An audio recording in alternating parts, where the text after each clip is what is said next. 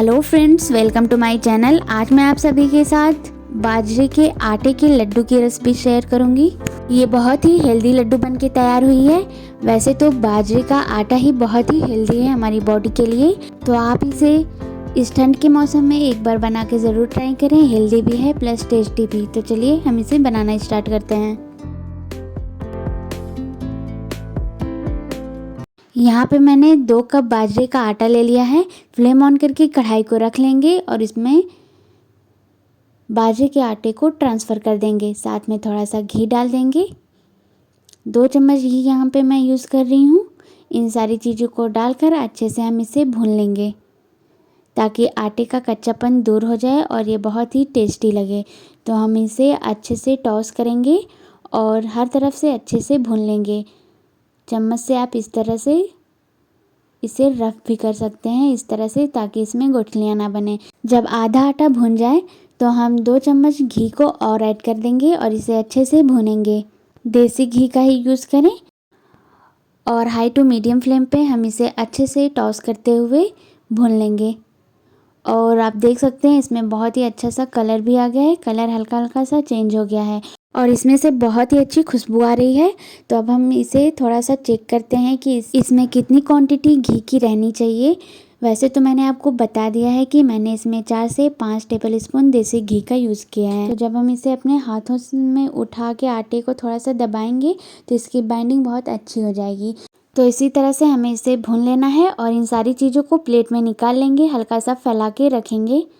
अब सेम कढ़ाई में 5 से 6 चम्मच घी को ऐड कर देंगे और इसे हम मेल्ट होने देते हैं। फ्लेम को हाई रखें। जब घी अच्छे से मेल्ट हो जाए तो हम फ्लेम को लो करेंगे और इसमें 1/4 कप बबुल गोंद को ऐड कर देंगे और इसे हम अच्छे से टॉस करते हुए फ्राई कर लेंगे।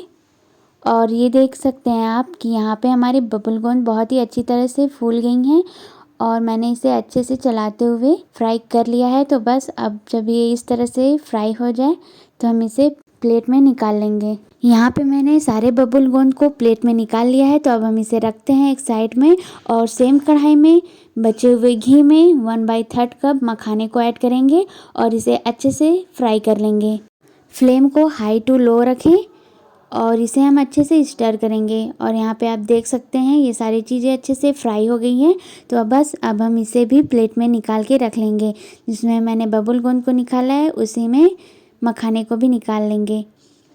तो यहाँ पे मैंने कुछ ड्राई फ्रूट्स लिए हैं जिसे हम बारी बारी से घी में ऐड करेंगे और इसे फ्राई कर लेंगे। तो यहाँ पे मैंने 7 से 8 पीस बादाम और 7 से 8 पीस काजू लिया है। इन दोनों चीज़ों को मैंने अच्छे से कट किया है और यहाँ पे बेसिकेटेड पाउडर लिया है। ये मार्केट में बहुत ही आसानी से मिल जाता है।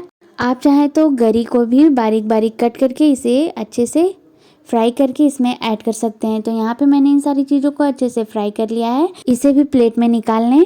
अब सेम कढ़ाई में थोड़ा सा घी रह गया है तो इसे हम रहने देते हैं और यहाँ पे हम 6 पीस क्रश की हुई जैगरी को ले लेंगे। इसे हम कढ़ाई में डाल देंगे। इसे हमें बहुत ज़्यादा पकाना नहीं है, थोड़ा सा मेल्ट होने के लिए दूध का यूज़ करेंगे।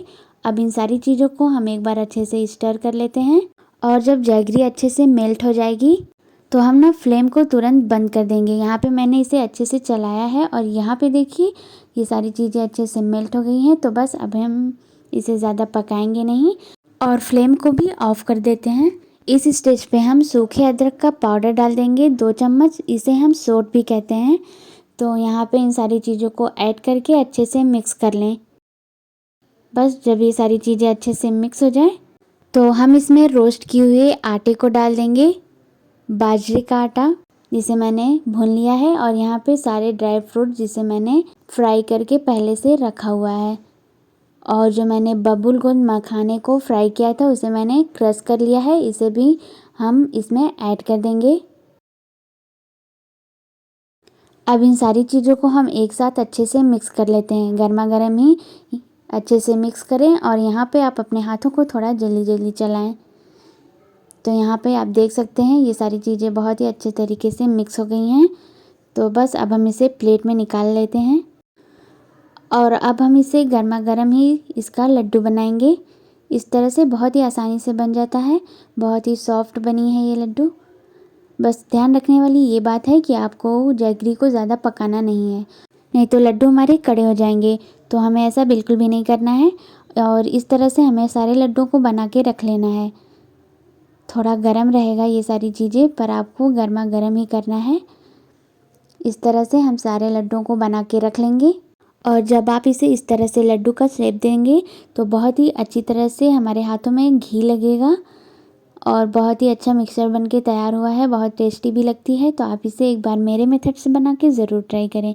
यहाँ पे मैंने इन सारी चीज़ों को एक बाउल में ट्रांसफ़र कर दिया है। आप इसे एयर टाइट कंटेनर में रख कर 10 से 15 दिन बिल्कुल आराम से खा सकते हैं। ख़राब होने का बिल्कुल भी चांस नहीं है। तो आप इसे एक बार मेरे मेथड से बना के ज़रूर ट्राई करें, आपको बहुत ही पसंद आएगा। रेसिपी पसंद आए तो वीडियो के नीचे लाइक का बटन है, उसे क्लिक करना ना भूलें। साथ में मेरे चैनल को सब्सक्राइब भी कर लें, जिससे कि मेरे लेटेस्ट वीडियो की नोटिफिकेशन सबसे पहले आप तक पहुंचेगी। मिलते हैं नेक्स्ट वीडियो में एक नई रेसिपी के साथ। तब तक के लिए बाय बाय।